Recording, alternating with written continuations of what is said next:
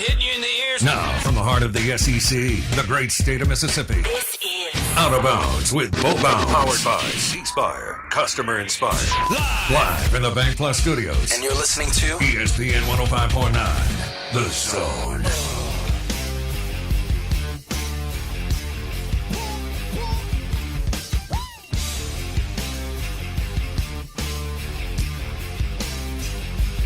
All right, good morning. Welcome in. Hope you had a great weekend. How about that weather outside? That is amazing. I will take that for 6 or 7 weeks. Man, that felt good today. And I didn't hit a deer on the way in. Things are looking up. Well, hope you enjoyed college football this weekend. We did. The Out of Bounds Show, ESPN 105.9 The Zone, powered by C-Spire's iPhone 7 on their Max Range LTE network. And the fact that they announced that Kenny Chesney will be coming to town next May as part of the awesome C-Spire Live concert series. That's pretty cool. Twitter handle at BoBounds, and the number is 601-707-3750. Grab a cup of coffee and join us for 3 hours. We have a heck of a show lined up for you today. We want to say good morning to our radio and digital partners and to you, and hope you had fun in Starkville, Oxford, Baton Rouge, or in the Man Cave throughout the weekend. I chose to stay in town and watch all the games from my couch overlooking the water, and it was great. First weekend that I don't think I was traveling, either one of 7 or 8 that I wasn't in Starkville, Oxford, Lexington, or wherever else I've been. And my kids weren't there either. And let me just tell you something. You know, when we go and we travel, a lot of times we're with our partners and people close to the show. And even when you're in the Grove and the Junction, you're carrying on, 27 conversations throughout the day, and that's great, and I love visiting with people. But let me tell you what I did before I get into the upset in Starkville. So on Friday, we don't have kids, get home. Winnie and I go to county seat, grab a table in the back. Didn't invite another couple, because then you have to carry on a conversation, right? And I love going to dinner with other couples and friends and so on. But it was just the two of us. Felt like that was the first time we got to download and hang out and have a drink and just have some fun. And that was awesome. Wake up on Saturday, get a great workout in. Felt great. Turn on the TV and I'm like, man, I've got MSU A&M, Ole Miss, Georgia Southern, and Vandy Auburn. We'll see what happens. Little did I know that all 3 games would have legs and would give us that entertainment piece that we're all looking for. And Wendy left the house, and again, my kids weren't there, and guess what? For 4 hours, I didn't have to say a word to anybody. I just sat there on the couch, my dog to the left, and I just vegged out and watched football. Didn't have to talk. If you notice, I didn't tweet, but maybe once or twice, and enjoyed college football. Now, did I know that MSU was going to not just beat Texas A&M, but dominate them? No, I didn't. Explain that. How does that happen? How does the number 4 team in the country, with all those 4- and 5-star players, go into Starkville, Mississippi against a team that, God bless them, I mean, they have the whole bowling ball theory that I have in life. Those people just can't, you hand them a bowling ball at the front door, you ask them to meet you at the back door, and when they meet you, it's in 2,000 pieces. It's just, they have thrown up barfed all over themselves, South Alabama, Kentucky, BYU. Yeah, it was a combination of the Bad News Bears, and then they do that. They go out, look like one of the best rushing teams in college football with Nick Fitzgerald and Aries Williams. Now, Fitzgerald, I want to know, I'd love to hear from two different groups of people today. 601-707-3750. Again, Twitter handle @BowBounds. Brought to you by Farm Bureau Insurance and favorites.com. New auto rates, same great service. For those of you who told me that Mullen had lost the team, I'd like to hear from you. And those of you who were trying to tell us that Damian Williams should be the starting quarterback, it's 601-707-3750. Yeah, that's the one I want to hear from. Because I was kind of on board with You Mullen were. lost the team, but You I were. was not on board with the Williams part. I mean, yeah, a lot of people thought he had lost the team for right reasons. Okay, But- give them to me. Or give me one. Well, I mean, where do you want to start? Do you want to start just this season, or do you want to go back a little bit? The whole playing around, seeing if you want to take another job deal, kind of rub people the wrong way. Okay, it did rub the fan base the wrong way. You're right there. Good point. The South Alabama loss really rubbed people the wrong way. No the, doubt. The shorts thing, just things that kind of compiled. And I understand. I mean, I'm not going to say he lost complete interest from the team, but I mean, I could see why the fan base would think that. Now, we were told by coaches inside the program that since South Alabama, not that he hadn't been working before, he had been working 20 hours a day. Right. So I would tell a guy that who would come up to me and defiantly tell me, because this guy's got inside sources, that Mullen had lost the team. Now, let me ask you this. How athletic is Nick Fitzgerald? Did you notice Matt Stinchcom's call on that play? And Dave Neal's call when Fitzgerald took the first offensive play on the zone read, Jackson Drew, and went around the left end and just absolutely smoked all the A&M secondary defenders. 74 yards. Yeah. I didn't see that coming. What do you think he runs top end speed? Top end. Like a fly 40 type deal? Yeah. Yeah. 4.445, a fly 40. Nah, he's a 4.6 guy, I would imagine. Straight up. Or just a little under? Yeah. But I mean, when you look at him, and when opposing defenses look at him, Right. that guy's running a 4.9. He gets labeled white man. Of course. White man dude, right? It's only That right. guy can't run. It's only right. And then he goes to the second level. And what do you think about that acceleration when he gets about 10 yards across the line of scrimmage, Jackson? To me, it's shocking is the word I'll go with. There wasn't anybody close to him. Because I'm right there with those A&M defenders. I don't think he's going to run by me. He just doesn't look like a guy that's just going to take off. But, you know, I feel like he's going to be at his speed. And that's going to be whenever he breaks off around the edge and he hits that little burst, that first burst to get past the linebackers. I feel like, all right, there's his burst. That's it. He just keeps one in the tank for right when he hits the secondary and bam, he turns it on. I don't expect the second burst from that type of guy. He played a great football game. Yep. I know he threw. I don't. The first pick was an amazing play by the A&M defender to tip it up, and that was a great play. And he threw it into traffic to Ross, and I get that. Probably should have been I throwing the blame ball. Dan Mullen and Brian Johnson more on the two picks. If you're running the ball down somebody's throat and then you're in a short field with a QB that's not as accurate as he's going to be, why not just keep running the football? So. Even though Fitzgerald, and then that was a bad throw on the second one. Really, really bad throw. Yeah. However, he was great. Aries Williams, they decided to give it to the big back. He looked pretty good. Did you think that offensive line could dominate anybody, much less an SEC defensive line? Like with Dalen Mack and I know Myles Garrett's Iffy. hobbled. Right. And he was playing on third downs for a while, and then eventually he was out of the game in the second half.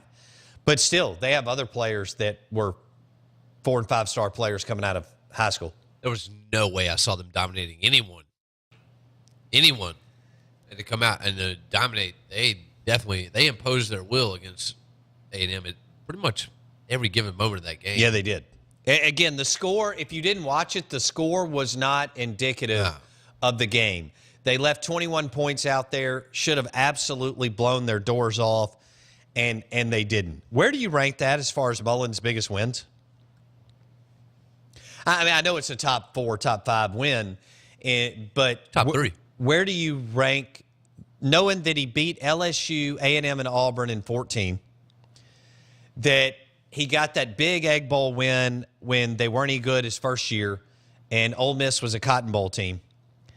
Knowing that he went down to Florida against Urban Meyer's team and didn't throw a pass from the 12-minute and 52-second mark in the second quarter with Chris Relf and Vic Ballard, and won against Florida in Gainesville.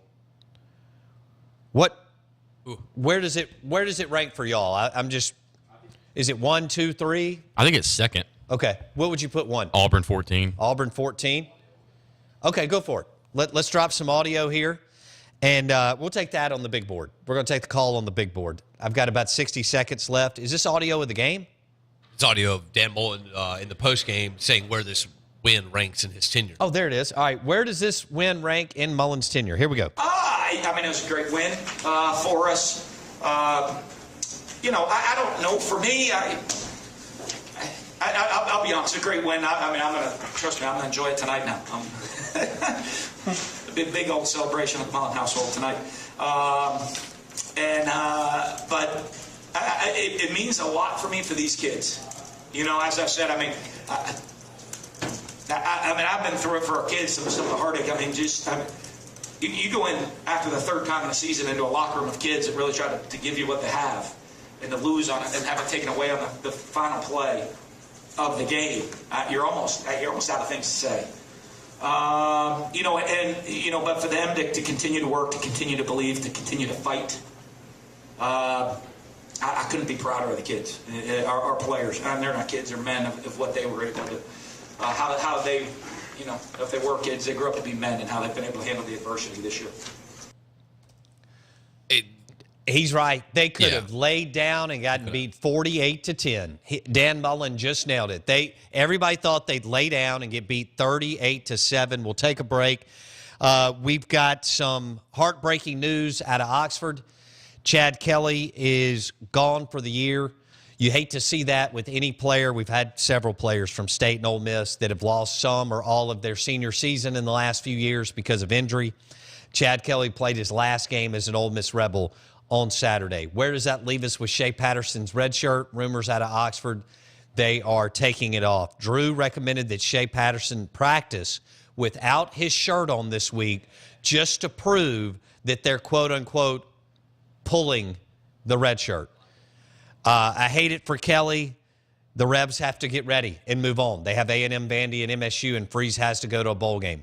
We're live in the BankPlus studio. The Out of Bounds Show, ESPN 105.9 The Zone, presented by RPT and Rick's Pro Truck, the #1 volume Pro Coat Spray and Bedliner stores in the state of Mississippi, I-55 South, Flowood, Lakeland Drive, RPT, Rick's Pro Truck.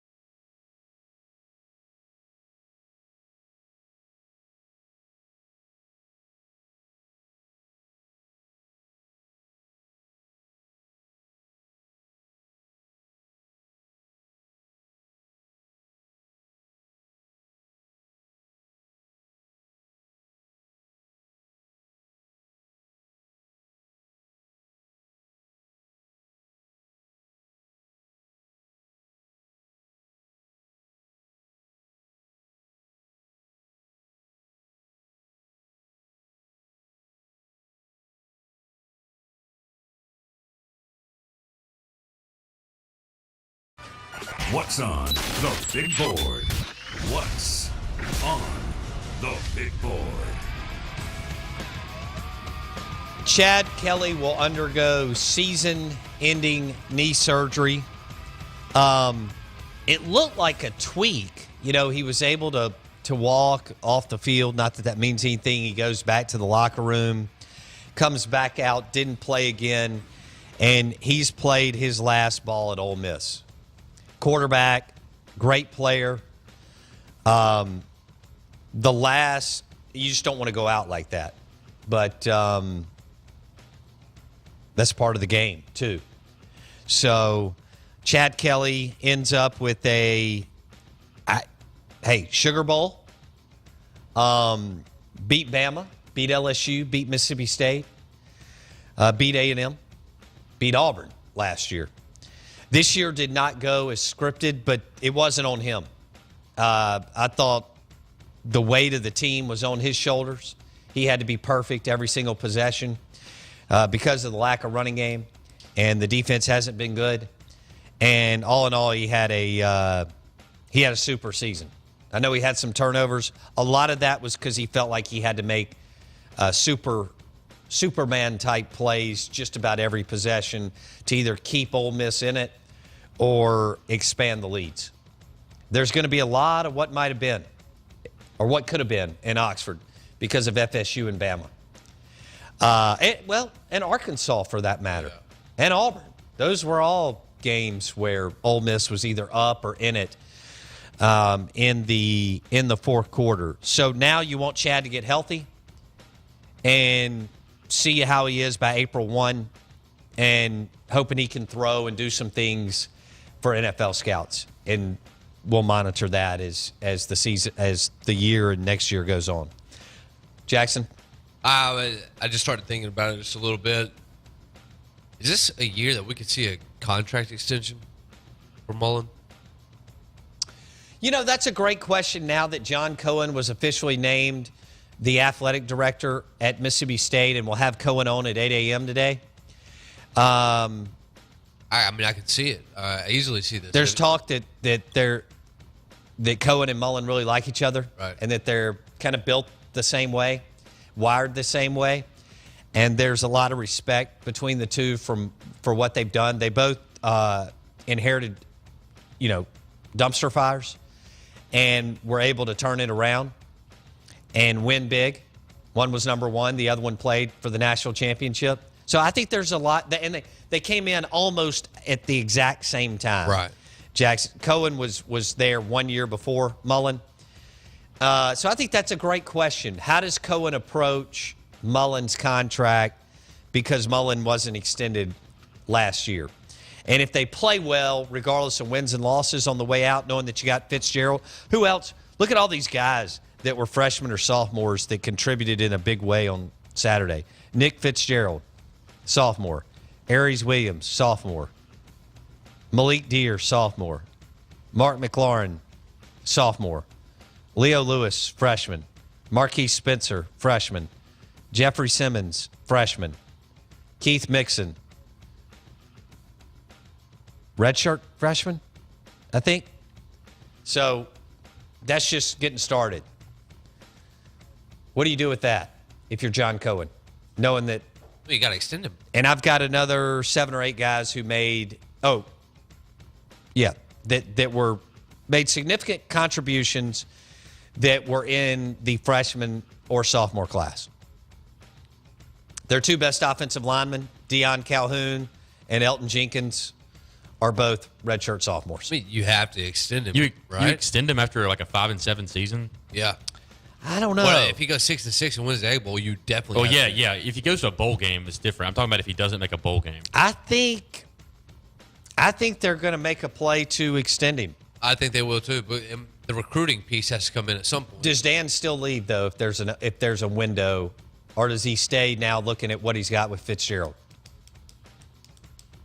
Does he stay knowing that Fitzgerald is a sophomore and already a pretty good quarterback and has a chance to be a really good quarterback? He's young. He's just a sophomore. Shea Patterson's going to dominate the headlines, yet Mississippi State once again is going to have one heck of a player that's going to put up Xbox numbers too, both running and throwing the foot. And he'll only get better as far as his accuracy. His numbers will be very quiet. I don't know why they'll be quiet, just because we will be paying a lot more. Why? He's made man. He's ripped off 65-yard runs, 74-yard runs. The light won't be shed on that. It will be on Patterson. From here on out. Yeah, absolutely. From here on out, if that red shirt's ripped off him and he's playing, no matter how many yards Nick Fitzgerald puts up, it's how many Shea put up. What if Fitz is just as productive over the next couple of years? Ooh, that'll be a rude awakening. All right, do we have a caller? We do. Who do we have? John. All right, John, good morning. You're on the Out of Bounds show. What's up? What's up, Bo? Hey. Man, just went to the game this weekend. It was my first time to go watch a game in Starkville since 04, 05. Yeah? Pretty electric, man. Being a quarterback coach and stuff, I was really impressed with Fitz and how he read the zone read. The mesh point went all the way to the line of scrimmage almost, and baited Garrett and all them. And that's what popped that first run for 74 yards. But, man, what a game. Electric, energy. So I think that you're talking about it, the young guns that they have on the team. It's a bright future for Mississippi State. Hey, thanks for the call. Yeah. So that was a football coach who was impressed with, hadn't been there in 12, 13 years and was impressed with the atmosphere in Starkville. Picked a pretty good game to go back. He did pick a good game to go back to. That's for sure. All right, we'll wrap up the big boy. Oh, Tom Luganville is going to join us for the SEC Insider Hit at 7:30. We have John Cohen, the new athletic director at MSU at 8 a.m., and we have Greg Byrne, the athletic director at Arizona at 9:30. So that's the guests for today.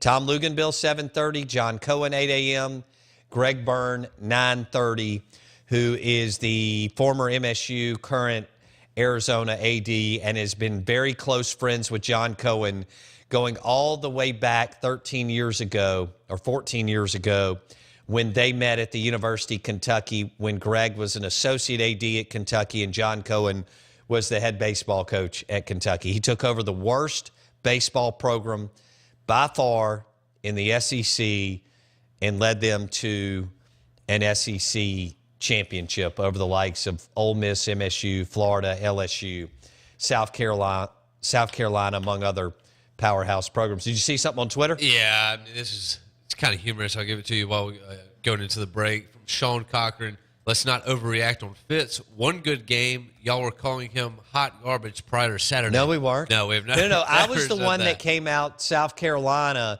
and said there was absolutely talent. no question that he was the QB, and I've been talking about how filthy his athleticism was and that he was skilled and talented.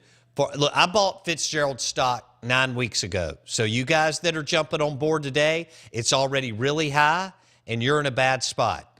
I bought it at $4. Today it's at $64. Probably. So we're winning. I heard all the stuff about Williams. Fitz couldn't play. Mullen and the offensive staff didn't do him any favors as far as play calling this year. They finally decided to run a power spread offense, and it worked out for Fitz, Williams, and MSU. Congratulations to the Bulldogs. That's a big win. All right, we'll wrap up the big board.